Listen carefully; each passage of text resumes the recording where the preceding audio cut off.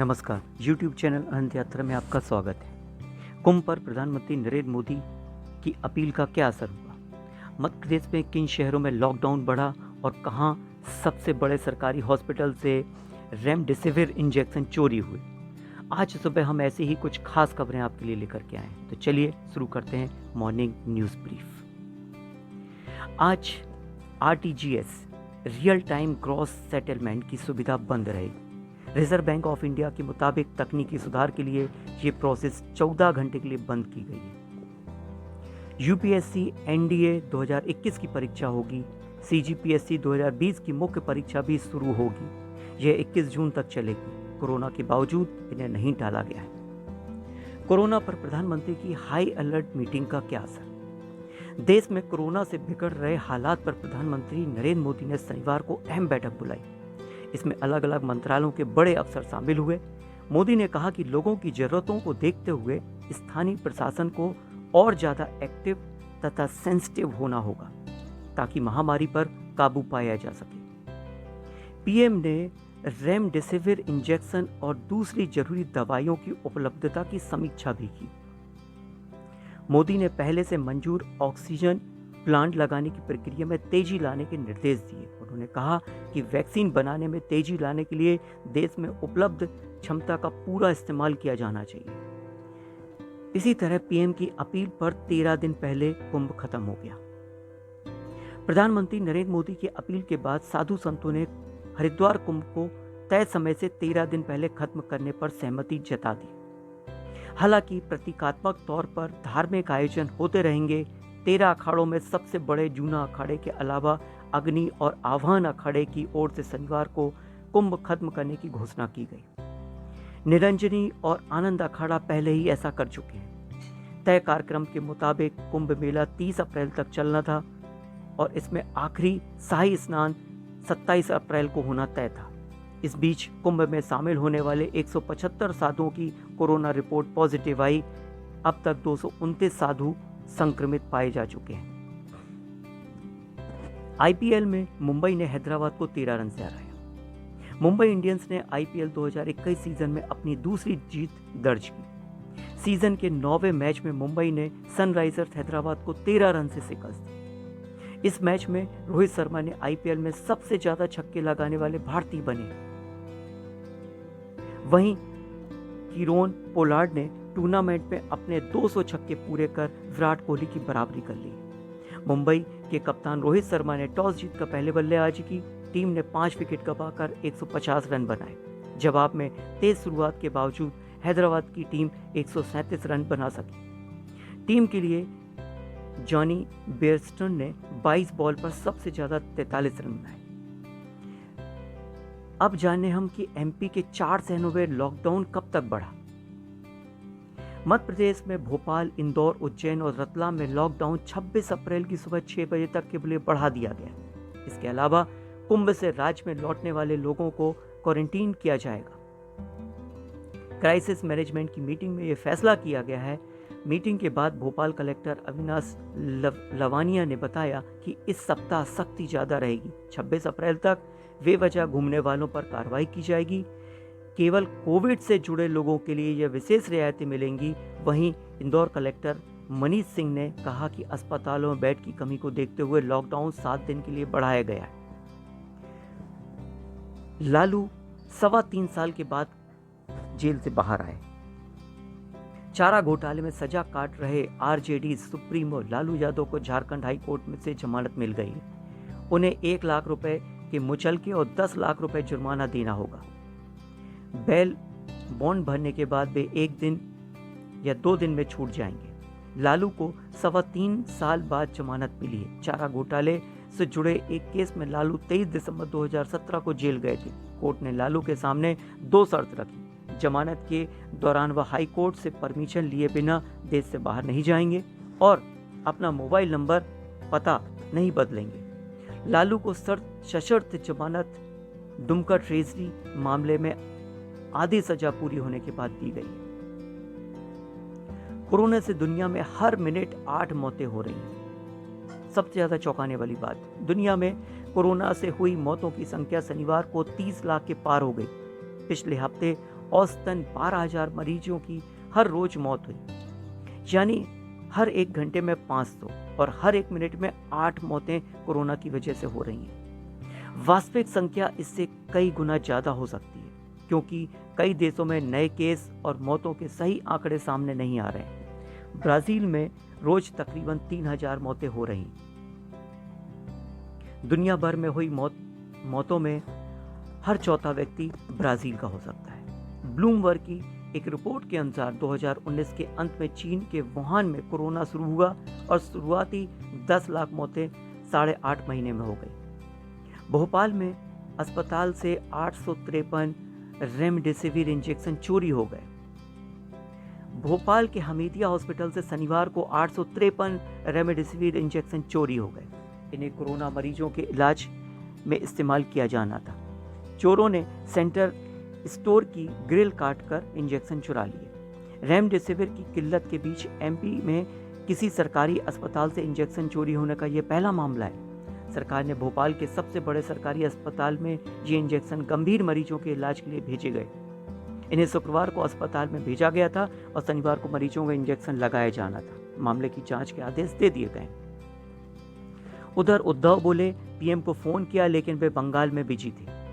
Corona को लेकर के महाराष्ट्र और केंद्र सरकार के बीच में आरोप प्रत्यारोप जारी। महाराष्ट्र के मुख्यमंत्री उद्धव ठाकरे का कहना है कि उन्होंने प्रदेश में ऑक्सीजन की सप्लाई को लेकर के प्रधानमंत्री नरेंद्र मोदी से बात करने की कोशिश की, लेकिन वे बंगाल में चुनाव प्रचार में व्यस्त थे। इससे पहले केंद्रीय मंत्री पीयूष गोयल ने कहा था कि केंद्र ने सबसे ज्यादा ऑक्सीजन महाराष्ट्र को दी है। ज्यादा नाकाबिल और भ्रष्ट सरकार की वजह से परेशानी झेल रहा है। वहीं उद्धव सरकार में मंत्री नवाब मलिक ने आरोप लगाया कि केंद्र के डर से रेमडेसिविर बनाने वाली कंपनियां महाराष्ट्र में इसकी सप्लाई नहीं कर रही हैं। एक्टर सोनू सूद कोरोना संक्रमित पाए गए। एक नई खबर निकल करके आई है। फिल्म अभिनेता सोनू सूद ने बताया कि वे कोरोना पॉजिटिव हो गए। सोनू ने सोशल मीडिया पर लिखा कि कोविड-19 का मेरा टेस्ट पॉजिटिव आया है। मैंने खुद को क्वारंटीन कर लिया है। चिंता की कोई बात नहीं है। उल्टा अब मेरे पास पहले से ज़्यादा समय रहेगा। आप लोगों की मुश्किलों को ठीक करने के लिए याद रहे, कोई भी तकलीफ मैं हमेशा आपके साथ रहूँगा। सोनू ने पिछले साल लगे लॉकडाउन में लोगों की काफ़ी मदद की थी। अभी भी वह अपने सामाजिक संस्थानों के जरिए देश में अलग अलग तरह से लोगों की मदद कर रहे हैं। इससे उनके फैन फॉलोइंग काफ़ी तेज़ी से बढ़ी है।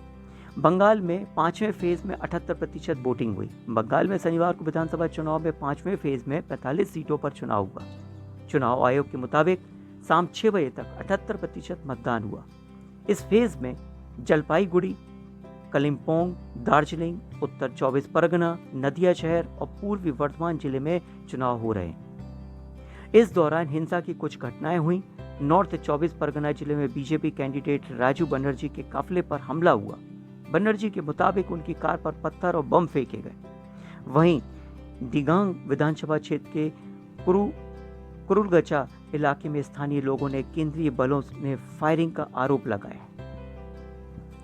डबल इमिटेशंस वाला वेरिएंट फैला रहा है संक्रमण। एक नई खबर निकल करके आई है। देश में कोरोना ने खतरनाक रूप ले लिया है। एक दिन में कोरोना के नए केस ने 2.33 लाख का आंकड़ा पार कर लिया है। पहली लहर ने तो 97,000 केस ही पीक पर आ गए थे। इस बार दूसरी लहर करीब 2.25 गुना ज्यादा तेजी से ऊंचाई पर पहुंची है। दूसरा पीक तो अब भी आया नहीं है, वैज्ञानिकों का ऐसा मानना है। वैज्ञानिकों और महामारी विशेषज्ञ इस बात की चर्चा कर रहे हैं कि ऐसा क्यों हो रहा है। कहीं बाहर से आए वेरिएंट और भारत में मिला डबल म्यूटेंट वेरिएंट तो इसके लिए दोषी नहीं है। महाराष्ट्र के 61% सैंपल की जीनोम सीक्वेंसिंग में डबल म्यूटेंट वायरस होने की पुष्टि हुई है। इसके साथ ही एक खबर निकल कर आई है कि पाकिस्तान की क्रिकेट टीम भारत आई। पाकिस्तान की क्रिकेट टीम इस साल अक्टूबर-नवंबर में होने वाले आईसीसी वर्ल्ड T20 के लिए भारत आएगी। भारत सरकार पाकिस्तानी खिलाड़ियों और मीडिया को वीजा देने के लिए तैयार है। भारतीय क्रिकेट कंट्रोल बोर्ड BCCI ने शुक्रवार को इस वर्चुअल मीटिंग के जरिए एपेक्स काउंसिल को इसकी सूचना दी। बोर्ड के मुताबिक सरकार से पाकिस्तानी खिलाड़ियों की वीजा की अनुमति मिल गई है। हालांकि फैंस को लेकर के अभी कोई अंतिम फैसला नहीं लिया गया है। संबंधित मंत्रालय इस बारे में जल्दी फैसला लेने वाला है। आज की एक पॉजिटिव खबर, साइकिल से 157 देशों का सफर तय किया। किसने तय किया? सोमेन देवनाथ 21 साल की उम्र में साइकिल से दुनिया नापने निकले थे। तारीख थी 27 मई 2004। इस यात्रा का मकसद दुनिया में एड्स को लेकर के लोगों को अवेयर करना था। 17 साल बाद वे सफर पर हैं। अब तक 157 देशों की यात्रा कर चुके हैं। इस दौरान 1.7 लाख किलोमीटर साइकिल चलाई। अभी वे अमेरिका के दौरे पर हैं। पश्चिम बंगाल के साउथ 24 परगना के गांव बासंती के रहने वाले सोमेन सामान्य परिवार से ताल्लुक रखते हैं। अपने वर्ल्ड टूर के दौरान वह अफगानिस्तान में अगवा कर लिए गए। कई बार मारपीट और लूट की घटनाएं हुई, लेकिन उनका सफर जारी। छत्तीसगढ़ के हॉस्पिटल में आग लग गई। 5 कोरोना मरीजों की मौत भी हो गई। छत्तीसगढ़ के रायपुर में कोविड अस्पताल में आग लगने से 5 मरीजों की मौत हो गई। 1 मरीज की मौत झुलसने से, जबकि 4 की ऑक्सीजन सिस्टम फेल होने की वजह से हो गई। 2 फ्लोर वाले अस्पताल में आग से सभी कमरों में धुआं भर गया। मरीजों के घर वाले खिड़कियों के कांच तोड़ करके धुआं निकालने का प्रयास करते रहे। कुछ मरीजों को दूसरे अस्पताल में शिफ्ट किया गया। हादसे के दौरान अस्पताल में करीब 50 मरीज भर्ती थे। मुख्यमंत्री भूपेश बघेल ने मारे गए सभी लोगों के परिवारों को 4-4 लाख रुपए देने की मदद का ऐलान किया है। सोनिया बुनी सुझाव देने पर मजाक उड़ाते हैं केंद्रीय मंत्री। कोरोना महामारी के कारण देश भर में बिगड़ती स्थितियों पर शनिवार को कांग्रेस वर्किंग कमेटी की बैठक हुई।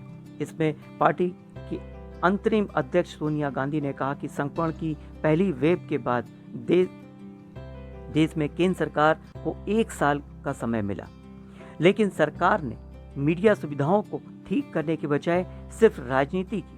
गैर भाजपाई राज्यों के साथ भेदभाव किया। कई राज्यों में वैक्सीन नहीं है, वेंटिलेटर नहीं है, ऑक्सीजन नहीं है। देखने में आया कि कुछ राज्यों को प्राथमिकता के आधार पर ट्रीट किया जा रहा है। यह सही नहीं है। विपक्ष के सुझाव पर उनके मंत्री उल्टा हमला बोलते हैं। लाल किला हिंसा मामले में एक्टर दीप सिद्धू 2 बार अरेस्ट किए गए। किसान आंदोलन के दौरान 26 जनवरी को दिल्ली के लाल किला परिसर में हुई हिंसा के मामले में पंजाबी अभिनेता दीप सिद्धू को दिल्ली की एक अदालत में शनिवार को जमानत दे दी। कोर्ट ने जमानत के दौरान दीप को अपना पासपोर्ट जांच अधिकारी के पास जमा करने का निर्देश दिया। हालांकि इसके तुरंत बाद क्राइम ब्रांच ने सिद्धू को दोबारा गिरफ्तार कर लिया। पुरातत्व विभाग की शिकायत पर दर्ज हुई एफआईआर के मामले में यह कार्रवाई की गई। दीप को लाल किले के अंदर तोड़फोड़ करने के मामले में गिरफ्तार किया गया।